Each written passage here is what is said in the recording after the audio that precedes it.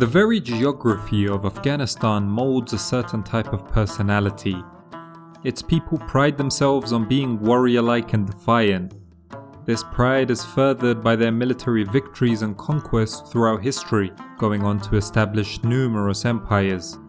In the 18th century, in the wake of Nader Shah Afshar's death, his young Afghan commander Ahmad Shah Durrani would go on to create the last of the Afghan empires. The Durrani realm would encompass all of modern-day Afghanistan, much of modern-day Pakistan, and parts of India and Iran. Ahmad Shah's reign was filled with glory, filling his coffers with war booty from India as he vanquished foes like the Mughals and Marathas. After his death, the empire continued but could not replicate the grandeur achieved by its progenitor. By the 1820s, it was on its deathbed, as political intrigues and constant warfare with the formidable Sikhs in the Punjab eroded its power. From this vacuum arose the ever-competent Dost Muhammad Khan, who attempted to salvage what was left of Ahmad Shah's empire. But with the British asserting its domination over India, he had to first contend with the prospect of his realm being overrun by the might of Europe's finest military. In the end, though he failed to reinstate the Afghan empire, the Dost facilitated a smooth transition from empire to the possibility of a modern nation state.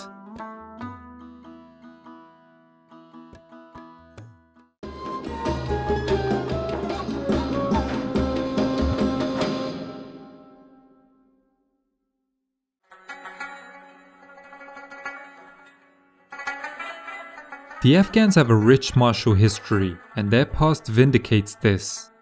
Subsequently, their pugnacious nature has seen them take on civilizational monoliths such as India and Persia. In the 16th century, the founder of the Mughal Empire, Babar, took control of northern India from the Lodis, a Pashtun dynasty that had ruled the Delhi Sultanate since 1451. The Khiljis also ruled the Delhi Sultanate before them, and they were most likely Turkic peoples who had greatly assimilated with the local Afghan culture when they settled in areas like Elman. Not to mention, the Pashtun Sher Shah Suri established his short-lived empire when he stripped Babar's son Humayun of his Mughal realm. In regards to Persia, the Hutak tribe of Pashtuns revolted against the Safavids in Kandahar and soon moved into Persia as it brought the once mighty Safavid empire to an end. The Hutak empire that took its place would be short-lived, opening the door for the famed military general Nader Shah to take center stage. He would end the Hutak occupation of Persia and go on to establish his own Afsharid empire. In the aftermath of Nader's death in 1747, one of his best commanders was a Pashtun who would go on to establish the last Afghan empire. Ahmad Shah Durrani used the chaos present in Persia and India at the time to establish his own Durrani empire, and perhaps unknowingly set the foundation for the modern nation state of Afghanistan. Throughout the course of his 25-year-long reign, he launched numerous invasions of India, conquering vast tracts of land in the Punjab. With the once powerful Mughal Empire on its deathbed, Ahmad Shah saw India as a cash cow that could be exploited for its many resources. In 1761, he fought and defeated the surging Marathas at the Battle of Panipat. In Persia, he brought prominent cities such as Nishapur and Mashhad to submission.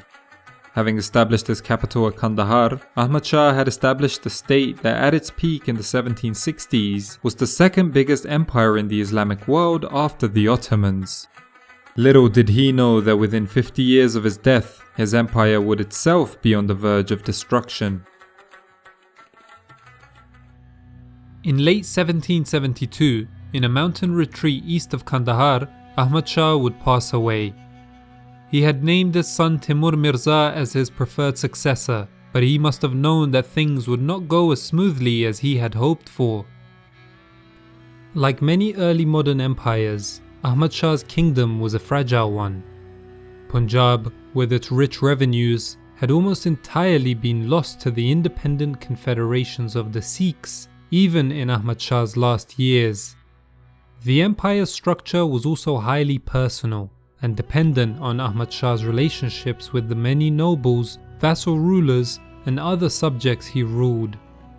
The terms of succession resembled the Turkic and Mongol traditions, with no single official heir.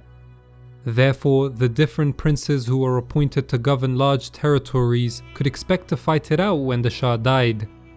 This system did favor the rise of an experienced, capable, and well-connected prince, but it could make succession violent and unpredictable. When Ahmad Shah died, it was first kept a secret for some time. The royal entourage travelled towards Kandahar, where another prince, Suleiman, was governor. When Suleiman went to greet his father, the cat was out of the bag. Ahmad Shah's body was conducted mournfully into the city. His former vizier, Shah Wali Khan, supported Suleiman as successor to the empire. But the now deceased Shah had named his eldest son Timur Mirza, who governed Herat, his preferred successor. Upon hearing of his father's death, Timur Mirza left Herat to pay respects to his father, but with the obvious underlying reason being to win the kingship for himself. With the backing of several leading Durrani nobles, he was able to defeat his brother Suleiman. An especially important ally was Painda Khan of the Barakzai clan. He and his clan will be essential to remember because his family would play an increasingly powerful role in Afghan history over the coming decades. Shah Wali Khan was put to death for supporting Suleiman, and upon entering Kandahar, the new emperor took the throne as Timur Shah. Coins were struck and the khutbah read in his name.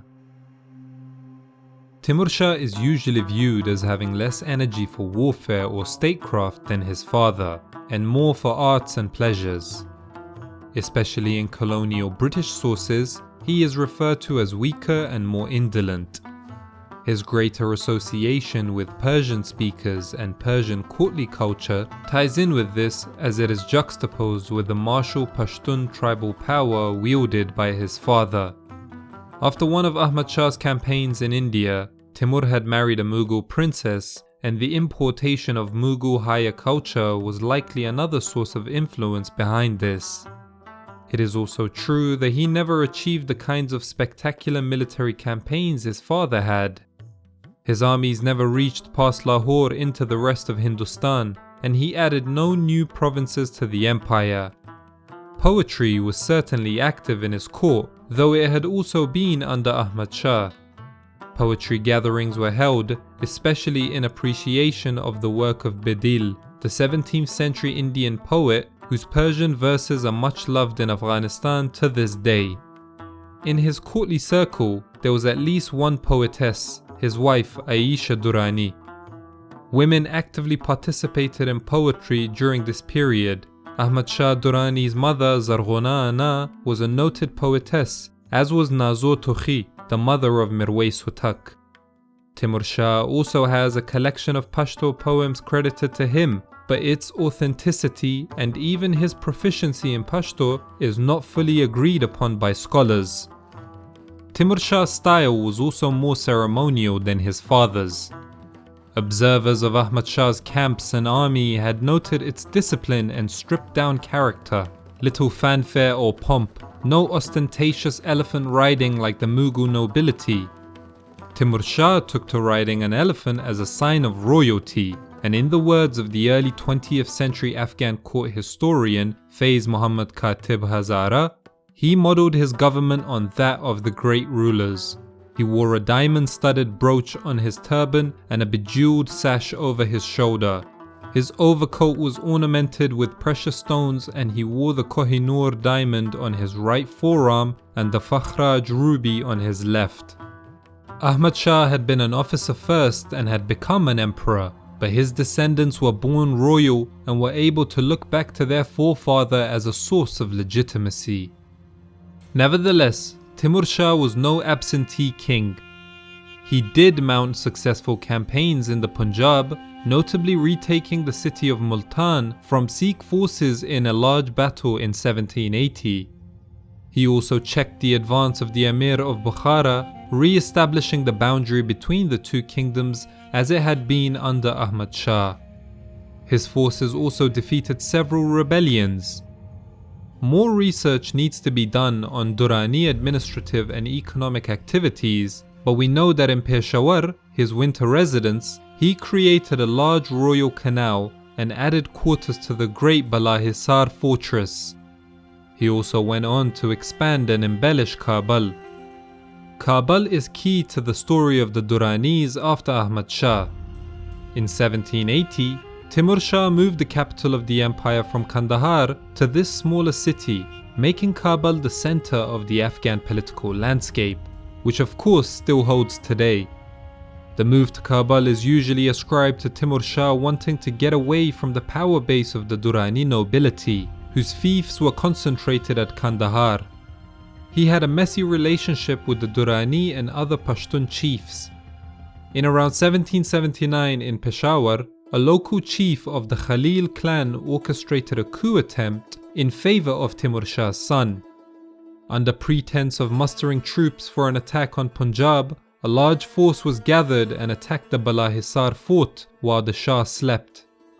Royal troops beat back the attack, but Timur Shah was unable to punish one of the suspected conspirators, a respected Sufi from the village of Chamkani, because the Afghan nobles intervened. It was this contentious relationship that ties into Timur Shah's image as a Persian-inclined ruler. He seemed to put more stock in the troops and attendants of his own household and the Persian-speaking Shia Qizilbash troops and administrators than the Pashtun nobility. For all the difficulties he faced, Timur Shah held the kingdom together for 20 years until 1793. He didn't expand it, but he kept it mostly stable and was able to manage its dangerous and complex dynamics. He died, peacefully but seemingly of an illness, en route from Peshawar back to his capital at Kabul. His own successor wouldn't be so lucky.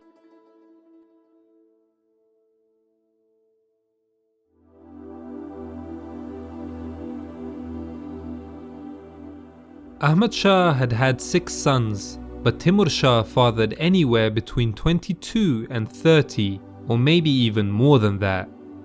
Only a few were serious contenders for power though: the eldest Humayun, governor of Kandahar, Mahmoud, the governor of Herat, Abbas, the former governor of Peshawar, and Zaman, who governed the capital Kabul.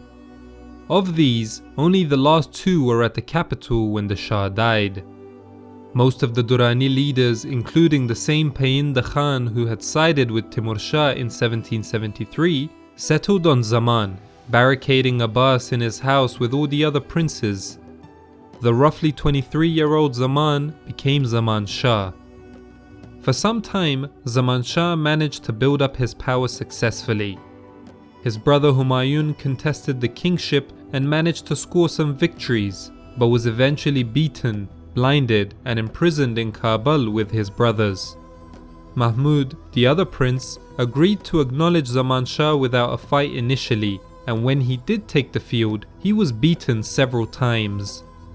Threats from Bukhara in the north were handled, as was a rebellion in Kashmir.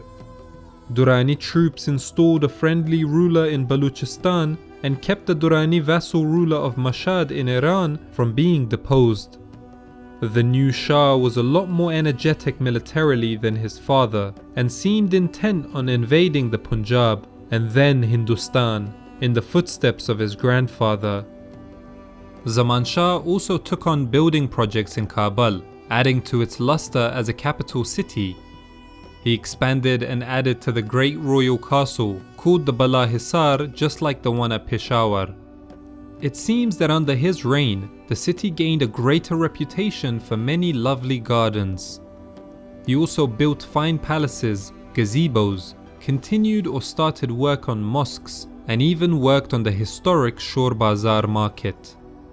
A key partner in this was Jan Nisar Khan, a Tajik of a modest background who was raised to high office and managed Kabul. But there were serious underlying problems. His brother Mahmoud, battered though he was a constant headache for Zaman Shah. The Qajars of Iran took Mahmoud in and were happy for him to disrupt Durrani affairs, giving him troops and support. They themselves wanted to retake most of the Afghan kingdom, which they saw as historically Iranian territory. keen to keep Zaman Shah away from India, Britain and its East India Company encouraged the Qajars to continue interfering, though they didn't need much convincing. Whenever Zaman Shah would enter Punjab, the Qajars or Mahmud's attacks would drag him back west. The Punjab invasions were also fruitless. Although Zaman Shah was able to take Lahore and force various Muslim, Hindu and Sikh local leaders to submit to him, no real Durrani government took shape in these brief excursions, and though he levied extremely harsh taxes in Lahore, in the end not much loot was to be had to keep the army paid.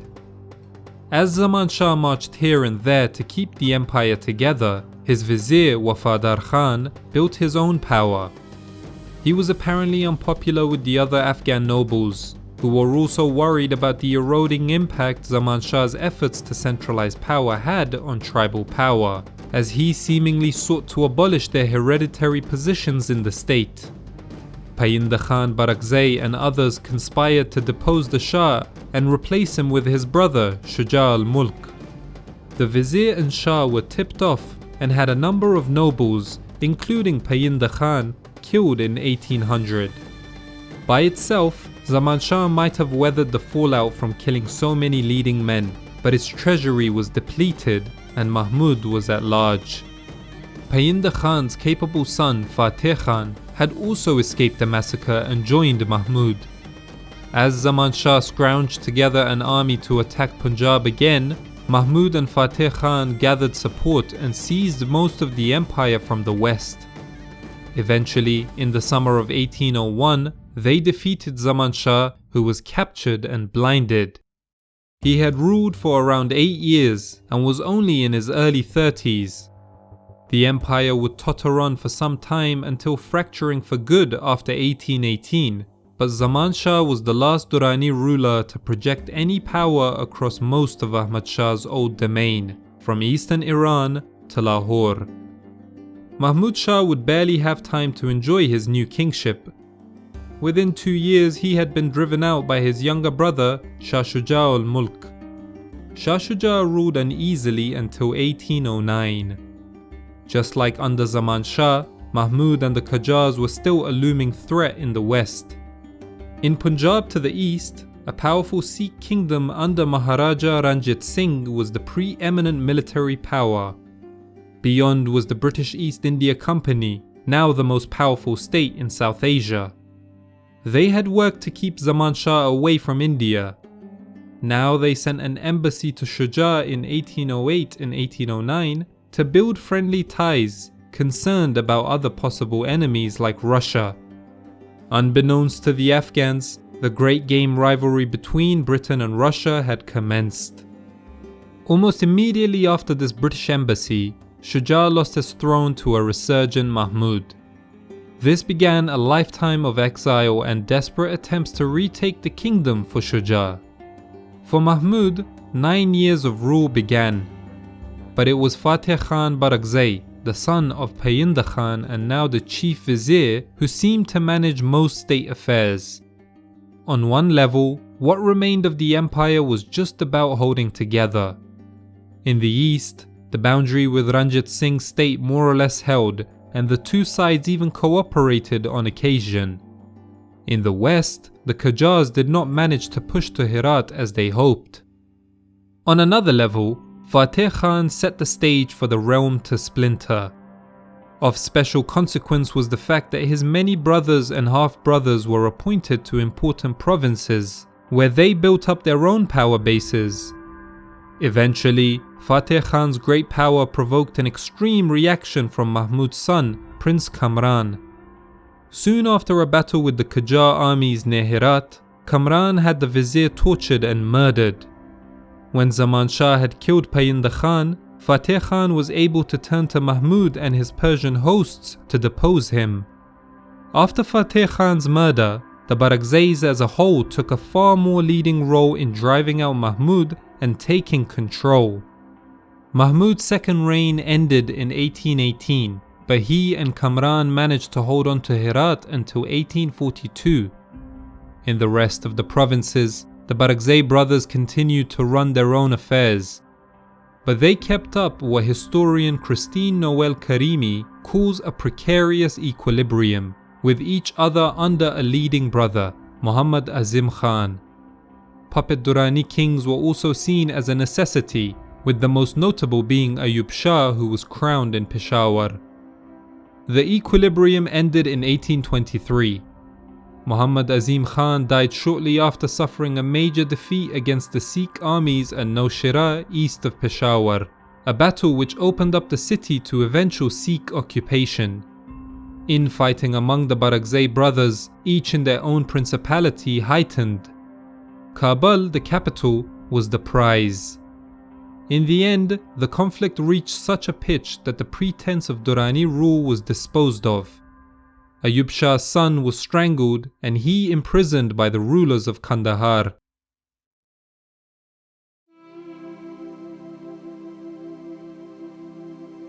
Much had changed since Timur Shah took the throne in 1773. Indeed, so much had changed even since Zaman Shah's reign. Unlike his father, Zaman lived through it all. And maybe more than any of the Durrani kings of Ahmad Shah's line, Zaman Shah experienced the highs and lows of trying to wield power in a dangerous and rapidly changing world. After being deposed, blinded, and moved around South Asia, he became a permanent pensioner of the British in India. By then, as he wrote to a British officer, he spent more time contemplating the Quran than thinking about the business of empire. In the meantime, the world had transformed. When Zaman Shah took the throne, he had been the emperor of what still could be a powerful state, bordered by other expanding or powerful Asian polities. The elites of his world mostly used the Persian language and drew on common cultural reference points. By the end of his life in 1845, however, he was a humble dependent in a world where European empires were increasingly calling the shots, and the era of modern colonialism was about to begin. The Afghan throne was by now firmly in the hands of a Barakzai ruler who would have only been 8 years old when his father Painda Khan was murdered by Zaman Shah. By 1845, Dost Muhammad Khan had survived civil wars with the Durranis and his own brothers, wars with the Sikhs, and even survived the British invasion of his realm. The Dost would go on to guide Afghanistan from an empire to a modern nation state.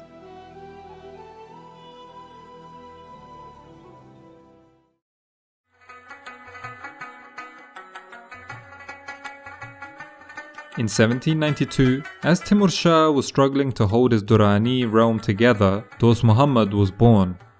He would be one of the younger sons of Painda Khan, and although his family was mighty, it was not clear that Dost Muhammad would be a major power player. Painda Khan apparently favoured Dost's mother, but she was seemingly not a noble and not a Pakhtun. She was a Kizilbash, which referred to Shias of Iranian origin in Afghan lands. Moreover, Dost was one of many brothers, and one of the youngest. Still, as a young nobleman, he would have been well trained in warfare, horse riding, poetry, and religious sciences. After his father's death in 1800, Dost's eldest brother, Fateh Khan, took the mantle of leading the Barakzai cause. As Fateh Khan became the power behind the throne, his relationship with his little brother Dost deepened.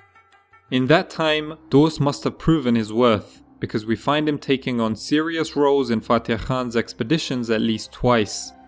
First in 1813, he commanded part of the Afghan cavalry against the Sikh kingdom. The Sikhs, under their king Ranjit Singh, were a major military force, encroaching on the Durrani territories. In the fierce battle, Dost nearly broke part of their line in a charge, before the tide turned and the Sikhs routed Fateh Khan's army. Secondly, in 1817, Dost was with Fateh Khan in the western city of Herat. He was sent to requisition assets from a member of the local elite, and he did this viciously. The humiliated victim was part of the Sadozai Durrani clan, and so a relative of the royal family. Once again, politics was all about family, and Dost had to flee royal fury by running off to Kashmir. The next year, when Fateh Khan was murdered by Prince Kamran, the Barakzais sought vengeance. Dost and several of his brothers left their refuge in Kashmir and entered Kabul in 1819, and Dost himself saw off Mahmoud and Kamran's attempt to retake the city. Dost had built up some status by now, but he was by no means the leader of the pack. Dost was left to govern Ghazni, not too far south of Kabul. Once, 800 years before, this had been a lavish imperial capital under the Ghaznavid dynasty, but now it was a small town. The chaos also opened up an opportunity for Dost. Being close by in middling Ghazni, he managed to seize Fortune's reins and capture the capital, Kabul. Dost's half-brother Sultan Muhammad, commonly known as Tilai or Golden for his love of sumptuous clothes, was in charge of Peshawar, the old royal winter capital. The Musahibans, the family that would rule Afghanistan from 1930 until 1978, descended from him. Sultan Muhammad paid some tribute to the Sikhs but had ambitions of his own. He tried to take Kabul, but Dost chased him out with the help of his mother's people, the Qizilbash. Dost seemed to have little respect for his older sibling, referring to him as Bibi or Miss Sultan. Far from a young weak player in the Durrani political scene, by 1826 this able and confident Dost was in effective control of Kabul. It would be the linchpin of the new Emirat of Afghanistan.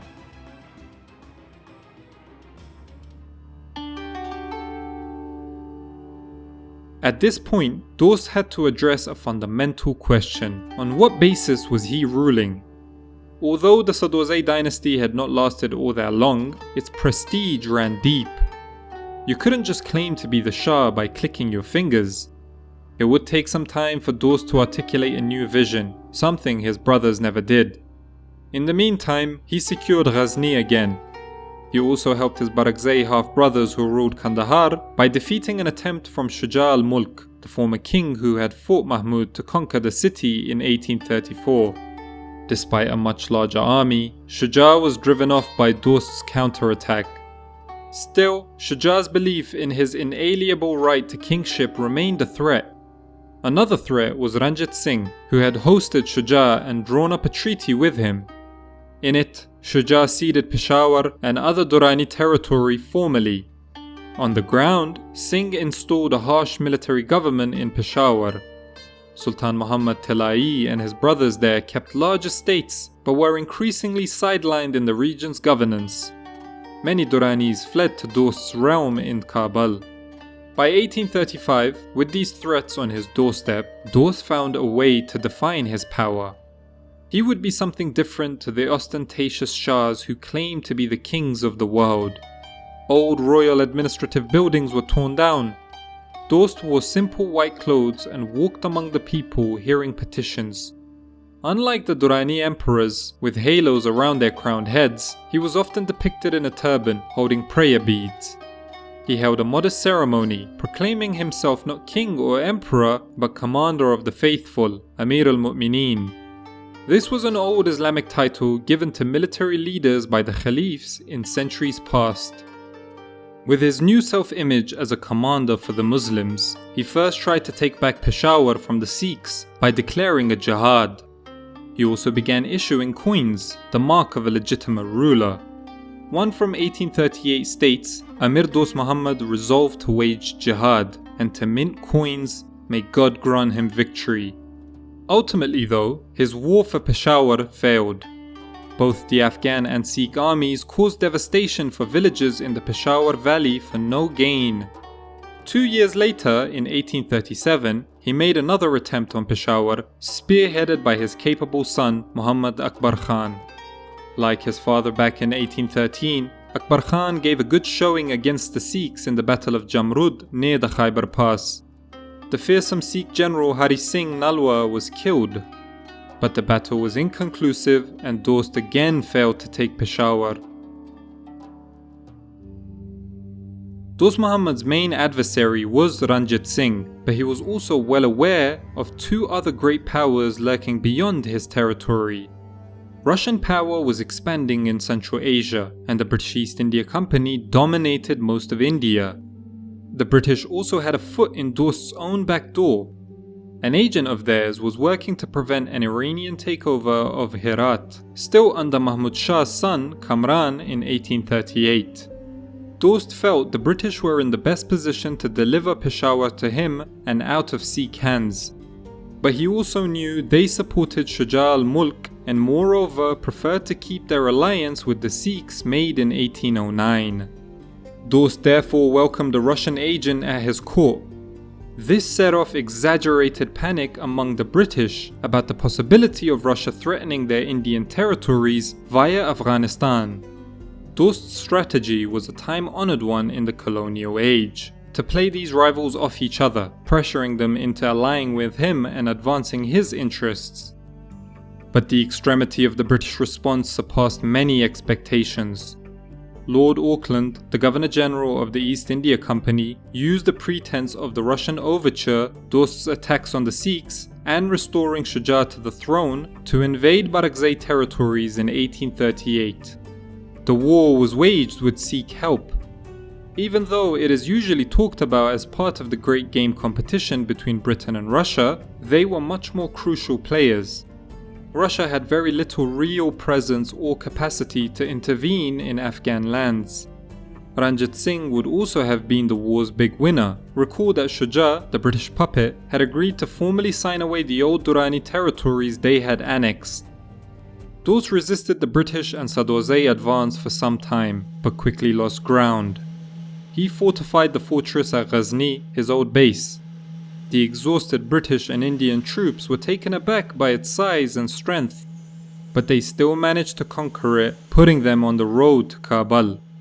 Dost and his son Akbar then tried to get help in Bukhara, the kingdom to his north. Before their trouble, they were instead imprisoned and roughly handled. Still a man of action, Dost escaped and carried on fighting. But he was also a man of prudence. During the war, he had even offered to allow Shuja to take power if he could be his wazir. So after winning a small clash at Parwan Dara against some British troops, he voluntarily surrendered on the 2nd of November 1840. Dost was exiled to Calcutta in British India, where he gained the respect of various Brits he encountered as he observed the power of his former foes. He played chess and politely attended the balls of colonial high society. According to the contemporary writer Ata Muhammad Shikarpuri, he was also moved by the kindness the British showed him and saw his exile like that of the Mughal Emperor Humayun in the mid-1500s. Humayun had fled to Safavid Iran and used Safavid help to retake his kingdom. This might be a romantic account of Dost's own opinion, but it would be a prescient comparison. In the meantime, the unpopular British occupation of the Durrani lands crumbled. The charismatic Muhammad Akbar Khan made it back from Bukhara and became the most powerful man opposing Shuja and the British. Eventually, the occupying army was expelled in a famous long retreat from Kabul. Less well remembered is that the British returned in 1842, savagely sacking and looting a portion of the country, including the capital and the neighborhoods of their old allies as retribution. But afterwards, they left Afghan lands and released Dost. The Emir returned to Kabul and the powerful Akbar Khan became his wazir. As at other times in his life, Dost had been tenacious, patient, and skilled. Now with British backing in the form of weapons and money, he would build the state of Afghanistan through conquest.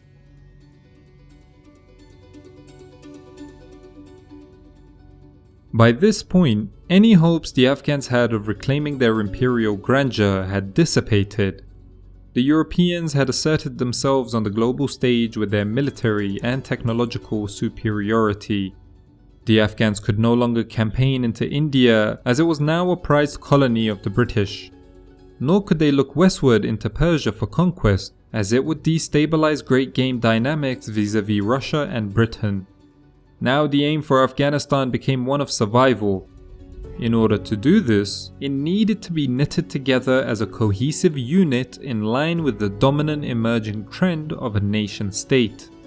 Dost Muhammad Khan went a long way to establishing the foundation for this, but it would be his grandson Abdurrahman who made this a reality. If Amir Abdurrahman Khan had lived in a different age, he probably would have campaigned into India or Iran. Finding himself hemmed in by colonial boundaries, the Ayin Amir brutally went to work on establishing Afghanistan as a nation-state with a centralized system of governance.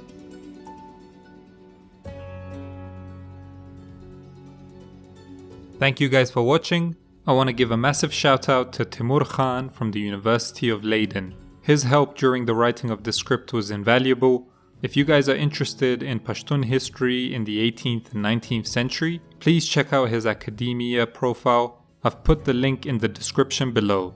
As usual, a big thank you to my patrons for continuing to support the channel. Until next time, peace!